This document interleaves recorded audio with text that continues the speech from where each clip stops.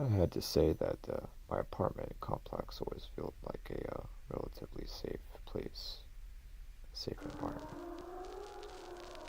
There was never any word of shooting or stabbing or even robberies or petty thefts or graffiti or anything like that. They're relatively kind, peaceful people that mind their own business and went their own lane, stayed in their own lane. I had just gotten home from work and it was snowing outside, relatively cold. I opened the main door, began to cruise on down the hallway, only to discover just blood on the hallway floor. Blood on the door of the elevator.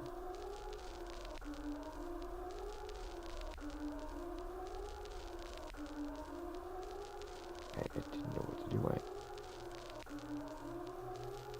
I sprinted to the stairwell. I tried to use my phone to call 911, but no, there was no signal.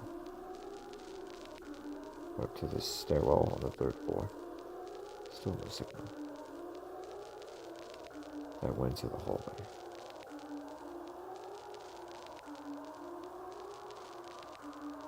Made it to my room.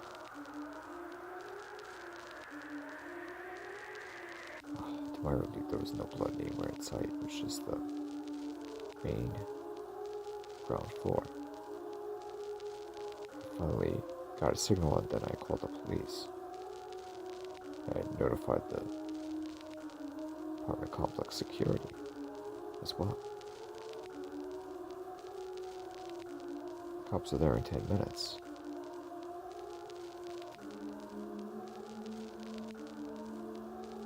And the security, the apartment security was right alongside with them, examining the crime scene.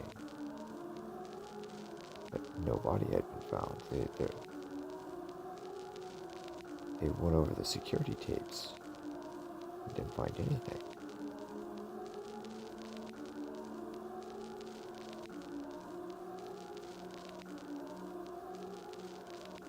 After a couple hours of speaking with them, they assured me that they were going to keep a couple of squad cars outside and they'll be watching the security cameras.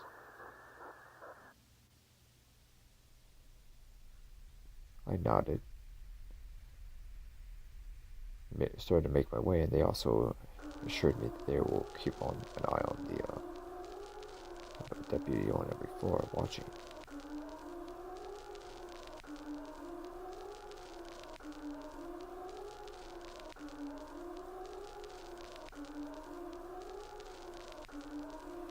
I went up to my apartment on the third floor, opened the door, went into my room, and began to relax. Snow began to fall outside as I looked through my blinds out the window. Just nice crispy snow falling.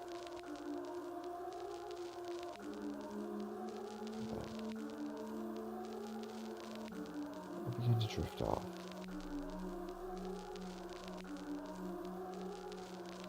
I drift off and I fall asleep. Then I begin to get awakened by this tapping sound. Tap, tap, tap. Against my window.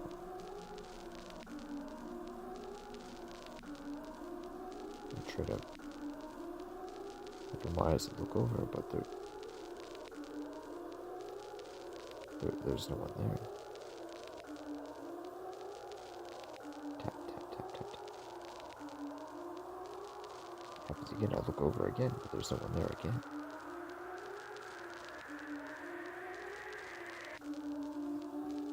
And then I hear a scream. A couple rooms over. I open my door and rush over to knock on the door to ask what's wrong.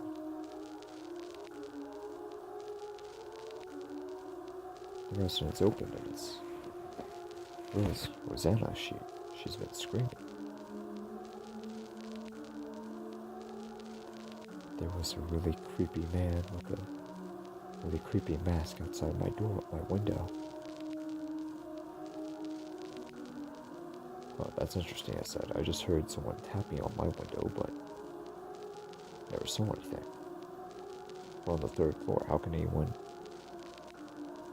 There's no balconies. How can he... Did I hear it again? The tapping sound.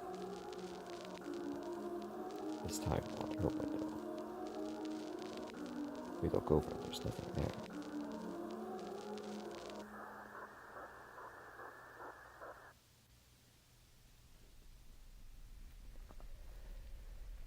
I shake my head. Something really weird's going on. I think we should stay together. She nodded her head and agreed. We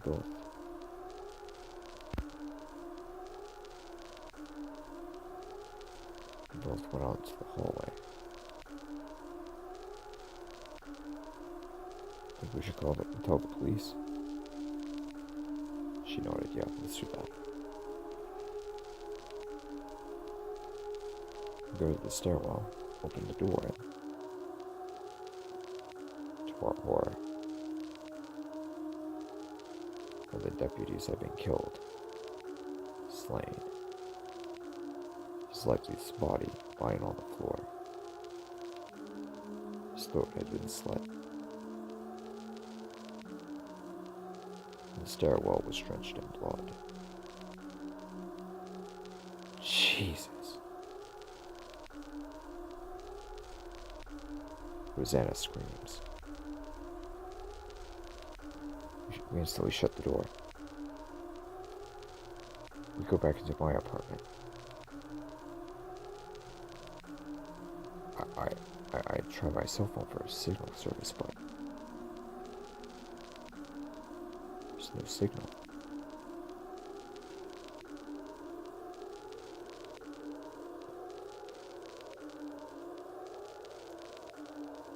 Then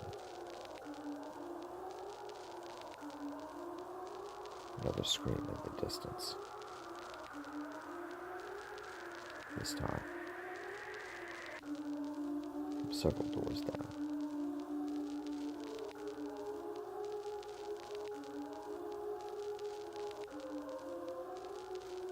Tony and Regan's place.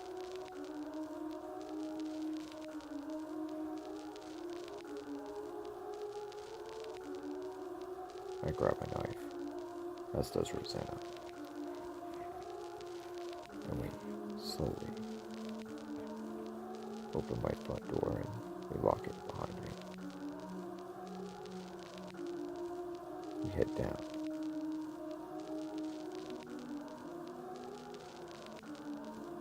We make it to their apartment and knock on the door.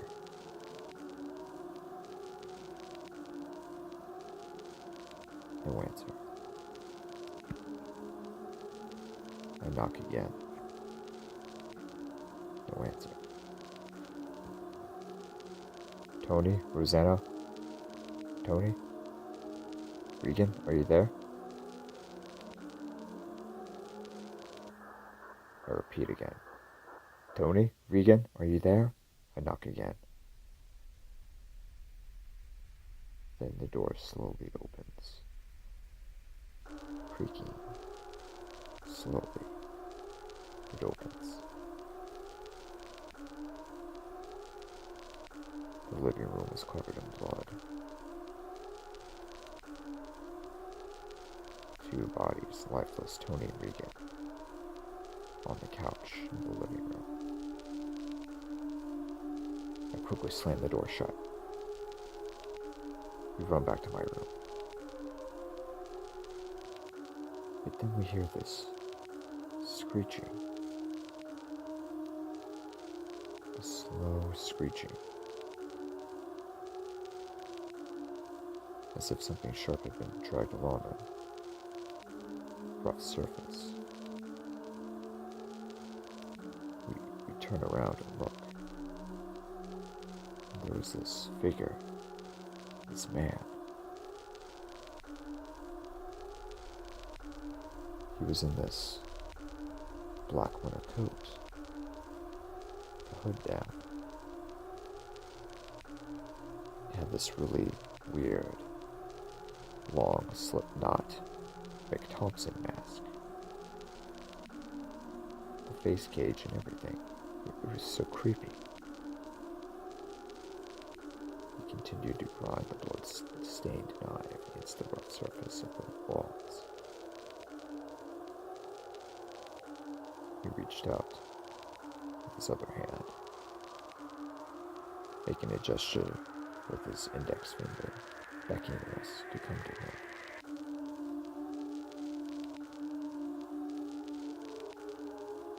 We take off to the stairwell. We make it down to the ground floor. Every single stairwell had a dead cop next to the door. All their throats had been slit. Then, we make it to the ground floor. The lobby was drenched, blood-soaked. Dead cops and dead security everywhere. Jesus! I screeched.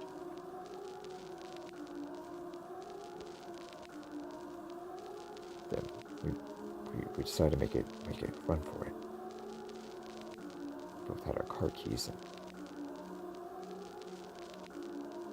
we make it in my car. We get in and the car won't start.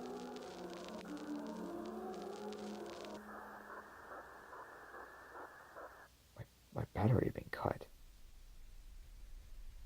We go over to her car and it was the same result.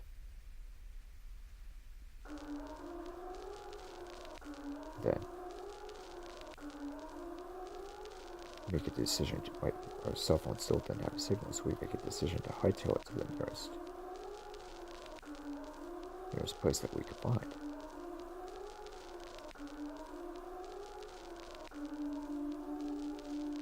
We run and run and run.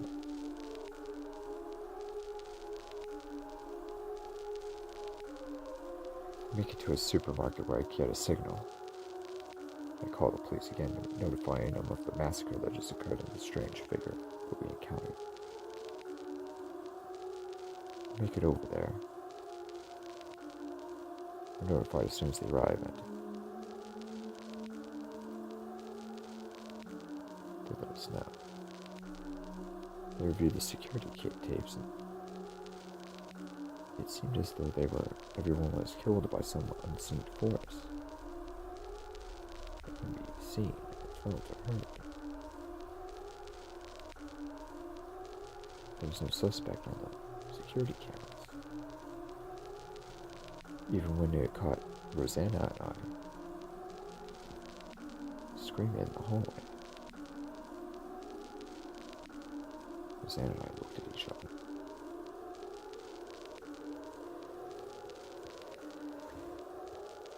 I decided to go spend the night at a hotel until everything had been settled down and settled in. Rosanna did the same for another hotel.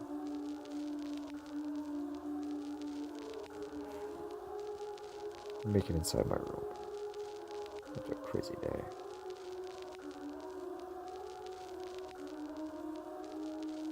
I wash, brush my teeth, shave, and I was ready myself for bed. Then, just after I turned off the lights and dozed off, I wake, feeling the grip of a man's hand against my mouth.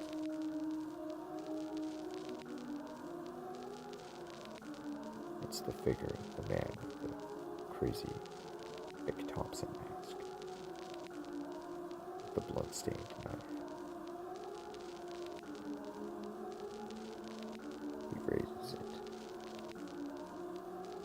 eyes, pulsating and dilating.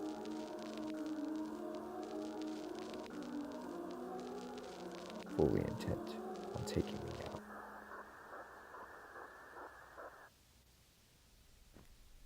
Then I awake.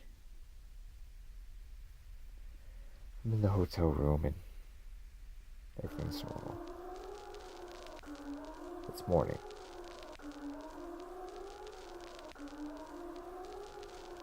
I wake up, wash up, ready myself for the day. As after I put on my clothes and get ready to head downstairs for breakfast, I notice something on the floor coming from outside the doorway. Red. I open the door. It's the figure.